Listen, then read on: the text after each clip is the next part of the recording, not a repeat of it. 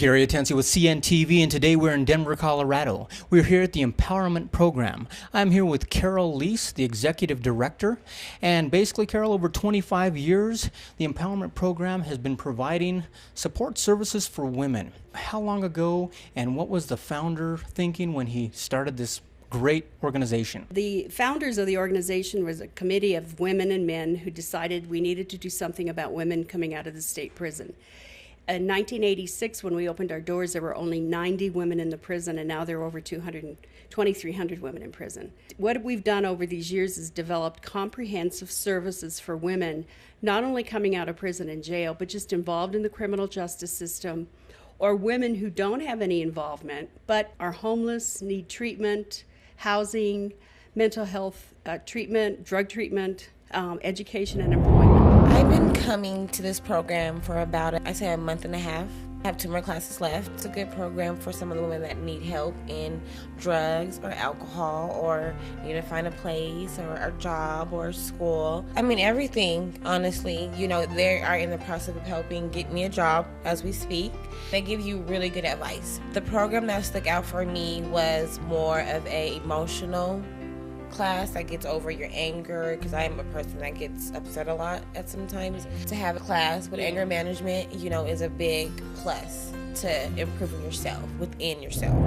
Let me ask you, as the housing director, obviously that is one of the big needs people need: food, shelter, and from there you move on. Let me ask you, how have you seen the program here benefit some of the women? The majority of the women that come to us are homeless. They suffer from substance abuse issues as well as mental health issues. Putting them into housing allows them to be able to better themselves, whether it be with their substance abuse, reuniting with family, and addressing their own mental health needs. They will self-medicate, live on the streets, all those things, because they don't have any stable housing. It's easier for a man here in the state of Colorado to get shelter rather than a woman. And the reason I say that is because women are real particular where they are. The average woman has children. It turns into a whole safety issue, whereas the male population in housing, but they are eager and willing to sleep anywhere. I would imagine that might make some choices out there to end up in the wrong place just because she basically wants some shelter. Yes. That could be prostitution.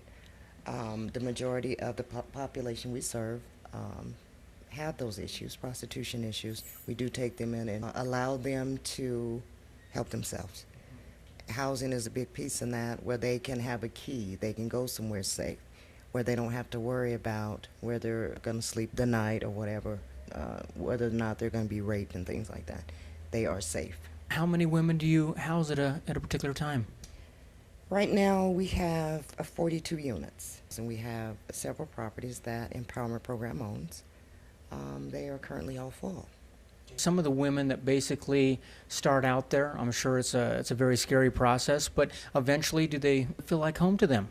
The majority of the women that we serve and that are in empowerment services as well as our housing, they are extremely grateful. Of course, there's some that will never quite get it, and we continue to try to work with those women.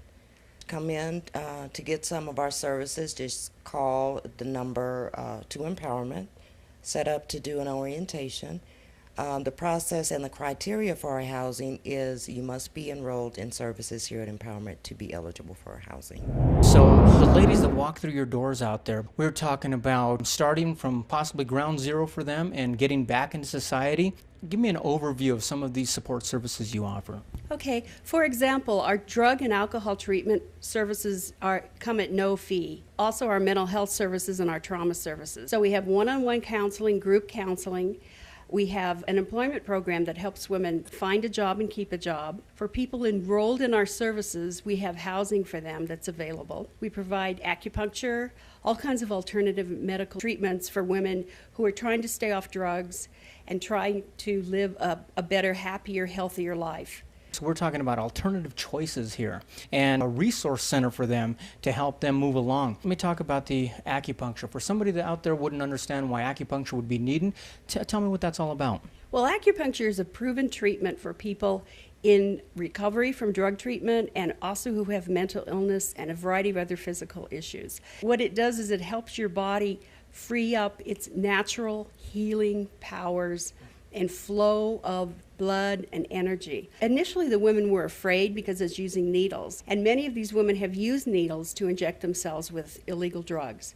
But after a while, when they saw how helpful it was for them, it improved their depression, it helped them stay clean, it helped them feel better. We have waiting lists of people to get those services. Basically, it boils down to a lot of education that you provide when they first come in. Tell me about your program and what it does. Okay, well, I work in the Women's AIDS Project here at Empowerment, and we provide services to women who are HIV positive. It's really important here in Colorado. We're noticing a trend where straight women are getting infected by having heterosexual sex with a man who is positive, and they usually don't go and get tested regularly. Usually go for emergency services and things like that. So we try and provide support services around in the infection, providing education. We provide HIV testing here Monday, Tuesdays, and Wednesdays from 1 to 4, which are free and confidential. Making sure that people stay safe, talking about prevention even for positives, and how they can keep themselves safe and their partner safe as well. Talking about the basic skills of life out there where they can start with anger management, mental health issues. Do you cover that as well? We provide mental health treatment and drug treatment concurrently. You don't have to be free of drugs to come and get our mental health services or our mental health services. You can come into the program high or mentally ill without treatment, and we work with you as to where you want to go. What's known as a harm reduction model of treatment. Where does the individual want to be, not where do we want her to be? And most agencies impose services on people. And they'll say, if you want to be in this agency, this is what you have to do. We don't do it that way. We say, here you are today. You've made mistakes in your past. Where do you want to be in the future? And what do you want to do that? So the work and the responsibility is shared with the participant in our program. It's not us dictating to her, this is what you'll do to improve your life. I imagine by giving them the choice like that, your success rate has to be very good. And the women know that. Deep down, they know what they need to do and to not do. They're the champions of their future. They know what they need. They can make their own path to healthy recovery. We can just assist them along the way. It's a good program. I've been in it for about 4 years. I think that you just take of what you can give in the time due of being here, and you just trust in God at the same time. And so obviously they can go on and get some ongoing education as well, but even the basic education, do you provide a GED and that type of thing? We have a GED school, which is done in this room. We have about 50 to 60 graduates a year. Then work with either Emily Griffith Opportunity School, Community College of Denver, Metro State University to get women into future training. Because if you live in poverty, you're never going to get out of that hole. It's a big hole, and it's got slippery sides on it. So the way you get out of the poverty without doing illegal things is through education and work, saving, and changing the ways you look at life. I mean, instead of seeing it as a struggle and it's going to be awful and there's no way out for me, I'm so bad. We give women hope and help them find their own hope so that they can really, truly not continue to do the things they've been doing. Also yourself, are you basically giving back in the program? I am. I was also a participant here at Empowerment, and now I am staff. And giving back, being able to relate with the ladies that come through here. I've experienced like homelessness and drugs and alcohol and coming out of jails and prison. It's just something that makes me feel really, really wonderful that someone can make it and come out of their struggles that they were in. When you went through the program yourself and you thought back, did you seem to relate to those volunteers also that had been through it? Was that important to you? It was important. I really did just appreciate all the help that I was given from the case managers and the staff here at Empowerment that just kept chugging away at trying to help me get it together. When you're ready to make that change, that there's people like us here at Empowerment that you can just reach out and ask for help and just know that you can do it if you just put the work in. It's a wonderful program. Come along, do actually some of them have children as well? Absolutely. About 80% of the women in our program have children, but they no longer have custody of them, or the children have grown up. Generally, we'll get a woman who's had her kids taken away from her, or social services is in the process of doing that. And if she wants those kids back, we can work with social services to help her get them back through our treatment, employment, education programs. Wonderful. And as far as the facility here, how many do you keep on staff here? We have 33 on staff right now. Wow. I imagine it takes quite a bit to keep this a successful program. Tell our viewers out there, being a recipient of the program, you want to give back and help women out there. One of the aspects that you do is basically case management. You're putting a plan together for these women. When they come in and I meet with them, I look at the intake to see what their needs are. I get them set up and ask them as well what their needs are, because they may have changed, and I kind of go over what the groups are, how many they have to do to participate to receive a certificate. We make out a treatment plan, we go over it, they sign it, date it, I give them a copy, and I keep a copy in their file, and we normally meet afterwards, like once or every 2 weeks after they start participating in classes. I'm staff now because I went from graduating through the program to actually moving on and working for Empowerment. It's my baby. I love Empowerment. You're talking about a system that you understand, one aspect of it, and you're now ready to give back. That's the whole point in moving on, is when you do move on, you have to give back. That's the most important thing. It gives me a lot of joy to know that I graduated the program so I can give back in a positive aspect to the participants. How can they give back? I know monetary is one thing that they can definitely do out there online. They can also send it here. What are some of the ways they can volunteer? Well, there are a lot of ways to volunteer. One is in this school, this GED lab. We always need one-on-one tutors, people to help the women. Another way is volunteering. If you can do construction or paint, or your church group or your social group can do that to help us in that way, because this is an old building and it always seems to need repairs. So we love to have volunteers. Wonderful. So it's as easy as contributing a book as well. Absolutely. Project Bedtime Story is one of our programs in Denver County Jail.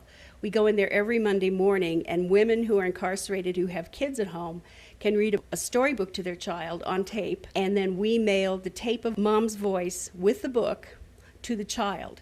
So the child can listen to the tape and read along in the book even though mom's in jail. We need used books. We always need books for that program. And so, folks, you can see right there, you can get involved quite easily. And if you want to be involved, the website is at the bottom of the screen. Their phone contact is there as well. And basically, give them a call. By appointment, they'll basically set up an orientation for you and explain the program to you, correct? Yes, we will. Thank you. Why don't you leave me with one success story that you can just think of off the top of your head that rather moved you?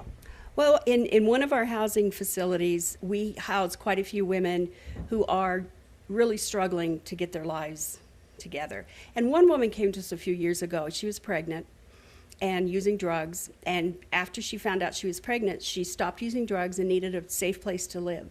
She lived in the house and delivered a beautiful, healthy baby. So moms want to take care of their kids when they have the resources and the support to do that. Wonderful. And resources and support are basically what you're going to find here at the Empowerment Program, folks. Definitely get involved and come down and take a tour of the place if this is something you feel you're being called to do. And they will be glad to help you down here. This is Gary Atencio with CNTV. And if you don't know, now you know.